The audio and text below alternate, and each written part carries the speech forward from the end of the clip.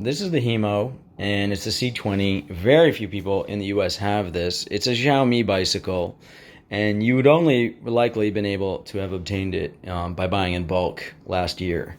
It came out last spring of 2019, and by the time anybody would have received it, it would have been mid to late August if they had ordered it. I came across this by buying a single unit off of someone in Coney Island at their storage unit. They had quite a number of them. So I'm doing a review because I didn't see any good reviews online. There's so many e-bike reviews, so many reviewers. I saw one in Indonesian, another in Chinese. There weren't too many good ones in English, and it looked like nobody had reviewed them, including a favorite reviewer of mine, Court from Electric Bike Review, who's truly an inspiration and really like a great guy. So anyway, I'm not going to take this out again. I've ridden it today in Manhattan on some of the bumpiest streets. I'm a very experienced rider. To show you that I have lots of bikes, I have a Brompton, one of my favorites. I have a Tank Bike, which is a low-gravity delivery Worksman bicycle. That's an American company, great company, but very heavy, very old school, and can carry a lot of weight. I've owned over 40 bicycles in my life. I've owned over 2 e-bikes. I've tried countless numbers of them. And I've owned lots of scooters, so I like scootering a lot. I've owned 2 stand-up scooters, and I bought a stand-up scooter that had a seated scooter. And so we're in my kitchen. I just want to show you a few basic things. This, as you can tell, is like a pretty small bike. What happens is you put this up, very easy. It's not a folding bike. This is not a proper folding bike. One second. It's got not a cushy seat at all, not the hardest. It's got a perfect seat to my liking. It's a very easy to snap. I don't know if you just saw that. It's too focused on doing it, but this snaps very easily into place and is very secure. You don't feel like you would want a hose clamp. All of the cables, I mean, it's like very professional build quality here. I've seen a lot of e-bikes over the years. I bought it with a really nice a clip-on basket of no matter. This actually goes up. You don't actually need, you can put a basket thing on there. You don't have to take this all the way off. All this is really for is twisting the handlebars to reposition essentially your grip so that, you know, if you want to pull in this direction, that's a big thing. A lot of people just tend to readjust these, but this is like a quick way to readjust this or take out the entire handlebar, probably for storage. But not a folding bike. This thing does not compact to the point where it's easy, let's say, to store in a very small space. The tires are 2¼ inch, excellent. They have just the perfect balance at about 50 to 60 psi of cushioning, as well as grip for New York City streets. They're semi-slick. They have a fair amount of tread. They're not super semi-slick, and they're not slick. They don't go super, super fast, but they roll with a fairly low rolling resistance, and you're going to be doing basically 15 miles an hour on this bike, whether you use the motor or not.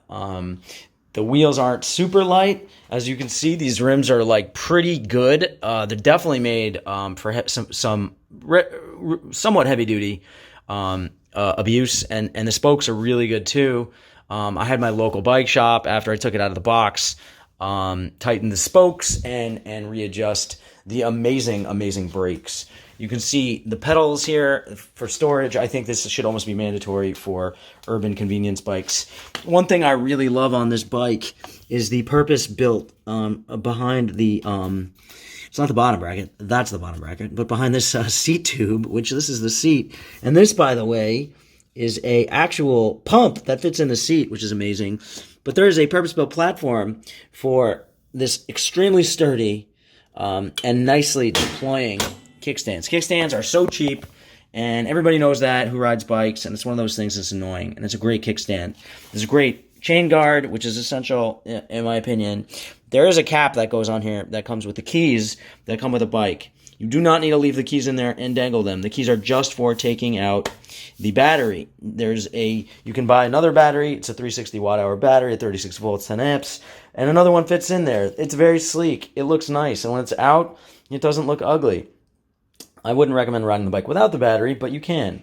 The seat comes up nicely. This is a very high quality seat post. You got this, which is the light. It's sort of cheap, but it works. The thing I love about this seat, which so few people have, the numbers show in here. When you take the seat up, which all bikes really should have this, because this is so simple, it doesn't cost more money. You can see the seat clamp is nice and tight.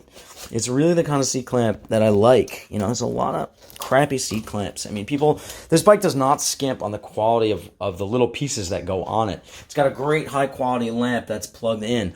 One click on top and you're in. The display is beautiful. It's easy to see even in dark light, and it's oversimplified, the display. It isn't kilometers, there's no miles option, but it's pretty simple. There's a high, low, and middle mode. Now, one thing I will say about this bike is it's very hard to determine how good the pedal assist is.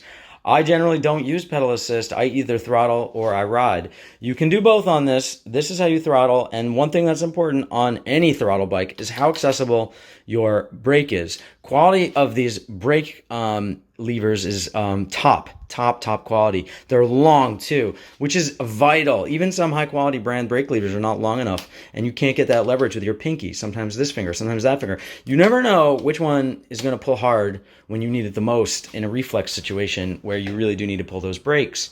It's got a nice setup. The shifter, let me just say, the shifter is amazing. These are excellent rapid fire shifters. I love the shifter, and it works. You don't have a huge sprocket range, but it's sufficient. Let's get back to this. So it shows you how far your seat post goes, so you know exactly, and the number shows right through there. That's just great, and I just love it. I really do. Moving on, I just want to show you the brakes, the quality of the brakes. The brake build is probably one of the most impressive things on the bikes. Being a New Yorker my whole life, I am 39. I've been riding since I've been 14 going to high school, and I used to ride on 11th Avenue, for those of you who know it, because there was no bike path on the West Side Highway below 23rd Street. So I'd ride down 11th Avenue, and I'd ride down 9th Avenue, and I still do, and most underrated part of a bike is the brakes. The brakes on here are excellent. The ride build is excellent. The vehicle comes with these. I just didn't really put this on properly, so it's a little shaky. It just got loose. I got to just put that on. But they're nice. They're metal. And it even comes with an aftermarket version that's plastic, which I have too, but thick, heavy plastic with metal reinforcements. I love it. The bike it's just beautiful, and it's important to have a nice looking bike. You know, like it's important to have a nice looking car, and it's important to have something that looks nice, not perfect. It just has to look, you know, neat and clean, like clothing. And this does that. I mean, this gives a very clean look, very clean lines. It even looks like, I'm not sure, but like there might be room maybe with that or that for a rack. I suspect so somewhere, but I cannot see it. There's not a lot of mess here, and I like that too. I just love the big, beautiful, like it's the headset or whatever you call this area. It's just nice and strong looking. And that sounds like a steel fork, which is probably the case. And it just looks nice. The weld quality is just like really nice. And the brakes, again, amazing. The whole bike looks great. Feels great when I rode it. It is not a speed bike. You're not going to go super fast on a bike like this. In Manhattan, the truth is, if you want to avoid an accident and you want to be lucky, don't go too fast. That's what gets people in trouble, is when they go too fast. Choose your spots. But this is just not a speed bike. It's not. And it's not for people who want tons of power. It's not. I'm not going to lie about that. When you hit that, when you pull this and you're pedaling along here, I mean, you're going to be doing 18 miles an hour, you know, and the bike has got a 360 watt hour battery. And I bought a second one, and I can charge both of them with the charger. Relatively slow charger, says 6 hours, but if you count up the voltage and divide it by 360, I mean, 80 goes into 360, probably there's charger losses, 70 into 360. It's probably more like 5 hours to charge the whole battery.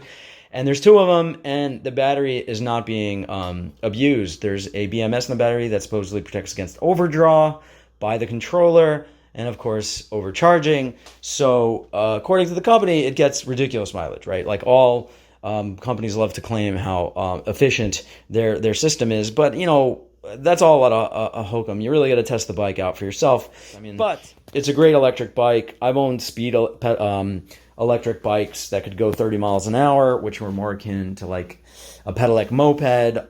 I've tried Revell, which is a It's a roadable Class C electric motorcycle in New York, considered a moped requiring license plate and ticketable. And I'm not interested in parking tickets. That's my one big thing. Parking is really, I can give a PhD lesson on parking, but that's another story. Anyway, this is the C20 Hemo. I'm Zev Kirsch. I hope you enjoyed my review, and please post your questions. I'd be happy to answer them. One last final thing, the Hemo, it beeps when you get it. It has this beeping thing, and the forums show you how to disable it, and that works. So that's good to know. If you buy one of these and you take it out of the box, when you ride this thing, it beeps. This thing's new. I haven't quite yet figured out every last thing, but the truth is that there's not that much to figure out, is what I really like. It just comes out of the box, and it works, Okay, sure, you got to put fenders on, but literally you get it out of the box, and you're off, which is nice.